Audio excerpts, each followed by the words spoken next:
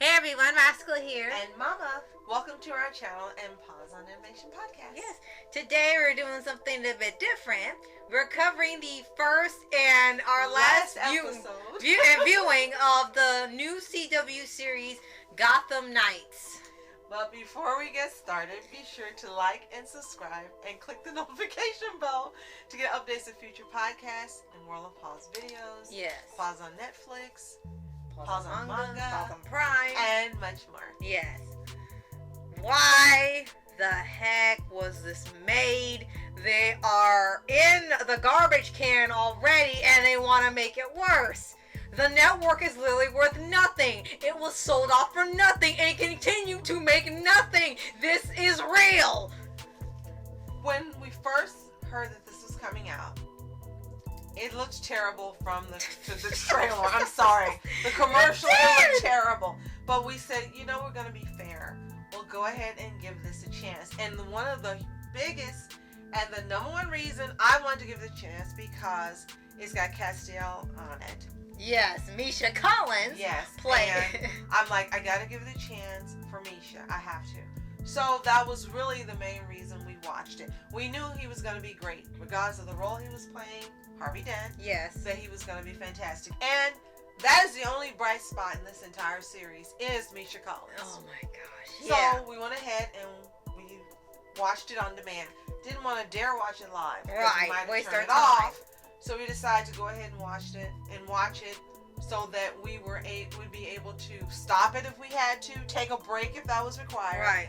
But finish it in its entirety. Right. And I am sorry to say we were not disappointed. It is awful. Yes. And you want the plot? Let's start with the plot and then the characters. Okay, so it turns out, if you're a little confused on this, there's actually a video game too called Gotham Knights. And this is actually where the plot comes from. The plot of the game and sort of the series is that Batman's gone missing and all of the Robins and rest of the Bat family are searching for him. And it looks like the Court of Owls might have done something to them, and it's the player's job to go through the city, find leads, and find Batman and the Court of Owls. In here, Batman's dead. But before we get to that, not only did they use the storyline from the game, they also took some information from Batman Nightwalker. Yes. They also took some from The Dark Knight and The Dark Knight Returns, right, using the Robin Kelly from that universe. Yes. The title is a lie because it's just all like a mixture of different elements they took from different mediums of, I guess you'd say, the Bat universe, and decided to put them in this series. Yeah. And they also took from one of my best friends on YouTube, Looney Cat, who had an idea called DC Descendants, where it was about the children of villains of Gotham having a series based and it's inspired from Disney Descendants. Well, they kind of did that idea too. Because now we got Joker's daughter, Penguin's kid, and someone else, and you're wondering how, why, who did this. So the only good part is that they did not yet again borrow from Flashpoint. Right, because we're tired of that. That's the only good thing about the storyline itself. So you have Batman's heir, Ward, adopted kid's son. His name is Turner. Yes. And the first problem is Batman would have never named his child Turner. If you think about all of the other children that Batman has had, all the other Wards, all the other Robins, the names have something in common. I'm not making fun of the name Turner, but that name just doesn't fit when it comes to all the other Bat kids that he's had, whether it's being his biologically or not. Yeah, Turner doesn't work. And Turner is the most unimpressive, boring, no personality, dumb, clueless, obnoxiously repetitive character I've ever seen in my life. Yeah, I guess they said, hey, we've had Tim, we've had Terry, now we have Turner. And it's like, where'd you even get that name for him. Is this someone that works on the show and says, screw it, Turner, now? Because he's not based off of any character, not from a comic, or a game, or a movie, or a cartoon, or a streaming service. He's an entirely new character.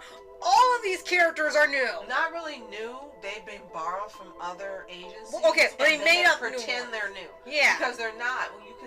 You can see that he's supposed to be a game reference to Nightwalker. Yes. It's obvious looking at him and how he behaves in the game. Just do that dang Kelly, story. and you can just keep going. And then you got the daughter of Joker, who we know actually exists. Yes. So none of these are original characters. Harvey Dent is an original. What it is an original mess. Yes. That's the most original thing about it. And when a bigger mess like this, when you have 13 co-producers all at once working on the same thing. What's really confusing is you had all these wonderful shows on the CW that comprised the Arrowverse that were fun. And yes, some of them did go down as the years went by, but all of them started off very fantastic. Even though I didn't watch, was it iZombie? Yeah. I hear it was really good. People liked it based on the comic. But you had the Arrowverse that really worked. You had some fantastic shows. You had some fantastic actors. Some good storylines. And as I said, some of them did tend to go down later. Mm-hmm. But for the most part, especially in CW's heyday, there was no better place to go to watch superhero shows than the CW. Yeah. I don't know what happened with this show. This show is just awful. It just shouldn't terrible exist. writing, terrible characters, terrible Gotham. It doesn't even feel like Gotham or look like Gotham. No, it Gotham doesn't. In every other show or movie has this presence and has been designed to evoke the Gotham of the comics. Yeah. This one's like, where the hell are they? Yeah. It's like Gotham. Yeah, it doesn't feel like Gotham. It doesn't look like Gotham. Right, exactly. And this is a running thing now with anything centered on Batman. There is no Batman. We'll have Gotham, we'll have everybody else but Batman and the Bat family. We had Batwoman, and they just said, screw it to Batman. You don't know where he is? Well, screw it. You'll never know. Well, at least he wasn't dead. Well, and then we now had some he is. actor who came later and played him, And, but at least he wasn't dead. Yeah. And I have said this numerous times. Back when I think either Batwoman was on or they had something else on. And whenever they seem to do something related to Gotham and Batman is never seen on the CW as an official character, a main MC, or anything. He's always missing.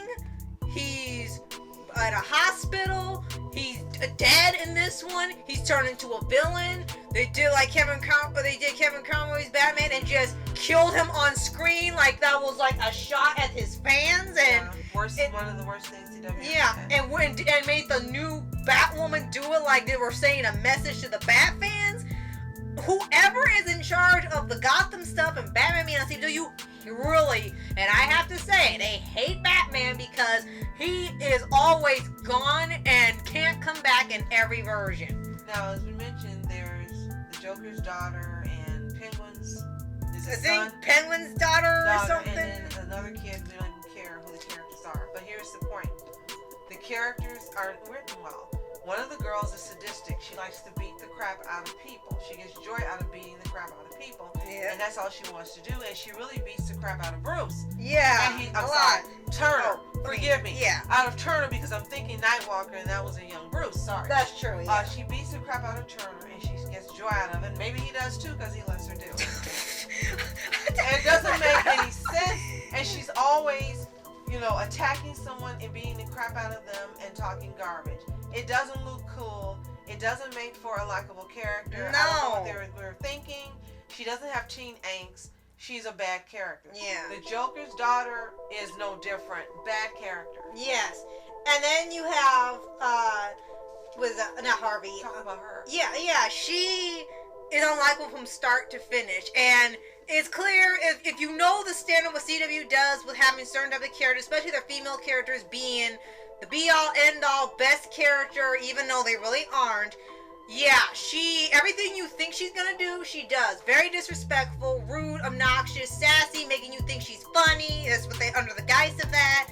She can beat up anybody. She's the best fighter of the whole group. Both girls are. All the girls are the best fighters.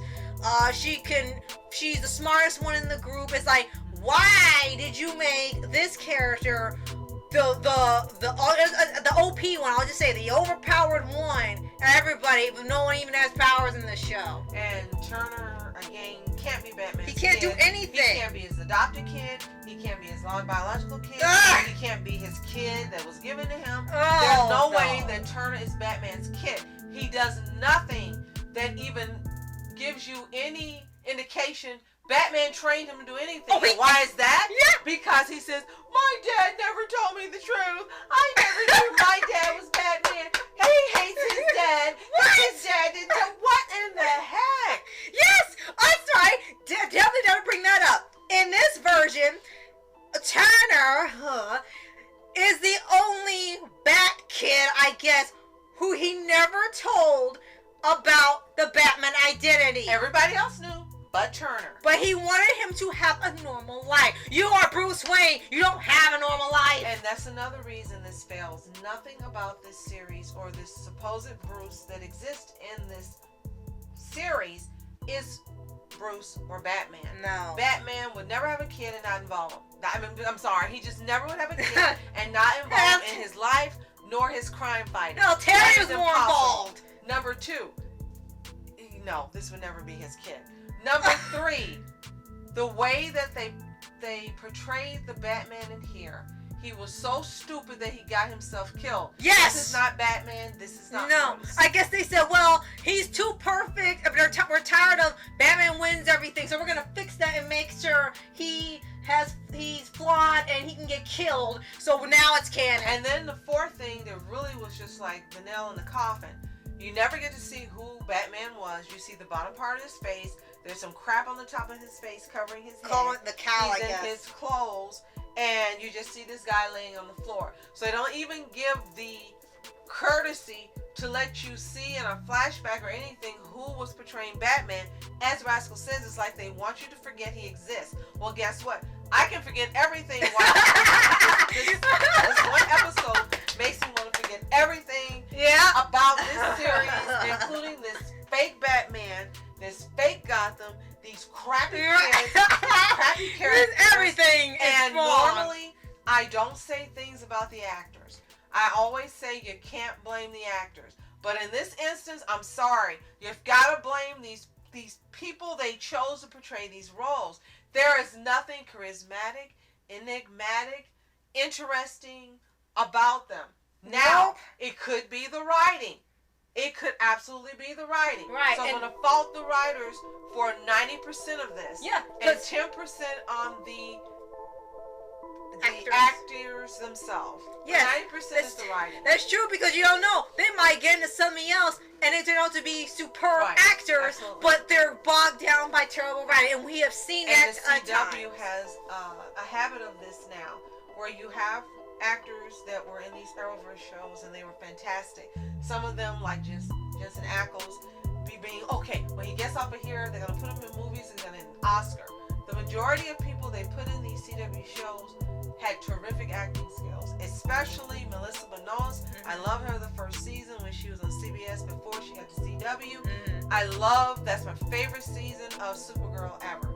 Now, back to what we were talking about. The actors themselves are capable and believable and charismatic and make you like them. They make you care. They have personalities. They have backstories. Everything. But just from one episode of this series, you know none of this is going to happen. What in the heck happened, CW?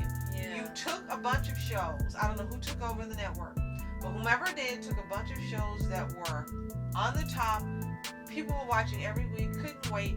The first thing they did is destroy the crossovers. That was the beginning of the end of the CW and the Arrowverse. And from there, it all went downhill. To me, this is the bottom of the barrel. Yes. It can't get worse than Gotham Knights. This should never have been a pilot. It should have never been on TV. It should have never been stolen, different parts, and written. It shouldn't exist. Again, the best part of this show is Misha Collins, but he cannot bear the weight of this crap on his back alone. Therefore, this show is not going to make it. Even if CW says, screw you guys, we're going to keep it on, this show is going to have the lowest ratings of any show It'll in be CW worse than Batman history. And we got to mention two other things in here. besides the stupid cliffhanger, which if you've played the game, you know how it ends, so you don't need to watch the rest. Two things. One, Batman, who they infer in here through other people, is that he's not the hardened person that you know in every other medium prior to this. He's very sensitive. He keeps to himself. He has feelings, and he has his kitties, and he doesn't want them to have the rough life of being a robber and know about Batman, so he kept them away from there because he's a good dad. And it's like, when the hell is he like this? Terry was more involved in this, and he's so soft now that the Court of Owls could axe him off just like that. There's no way in heck they should have been able to do that because it's Batman. But now Batman can get killed. Number two, none of these characters I can believe being in a team or all together or playing with existing characters or regular characters. Here's the thing. You got Misha playing Harvey Dent. You know Harvey Dent is before he becomes Two-Face, so I'm assuming if they stick with that, he'll become a villain towards the end of whatever this is. But right now, Harvey's a bit weak. I mean, he has no authority. They don't have Commissioner Gordon. He kind of takes his place, is not explained. And they run all over him like, you better do this or you're fired. He is whipped easily. He does whatever this woman says. Harvey can't do anything. And the worst part about it is that you have the death of Batman in here, and you have nobody caring. Right. Nobody cares. It was just like, who's gonna save us now? Or this and that. What about his money? Yes. And no, then you would have Gordon, Commissioner Gordon, or Barbara, or Nightwing. Everybody Batman knew is suddenly gone. And nobody cares that Bruce Wayne is dead, and no one cares that Batman is dead. It's like, where's his money gonna go? Guess what? I don't care that this show is dead. No. So, it was just, where's his money gonna go? It needs to go to people that need it. That's what they were more concerned about than who's gonna protect Gotham. Who's gonna protect Gotham? They're screw it. We want the money to go to different places, but we want it for years. And it's like, why are you bringing in the money problem of all things in this show? You are all screwed. This is the first time, and hopefully the last time, that we'll do this. I hate this show. I hate this show. I hate it. I hate this show. I hate this show. I love Misha Collins. I'm glad he's got work, but I hate this show.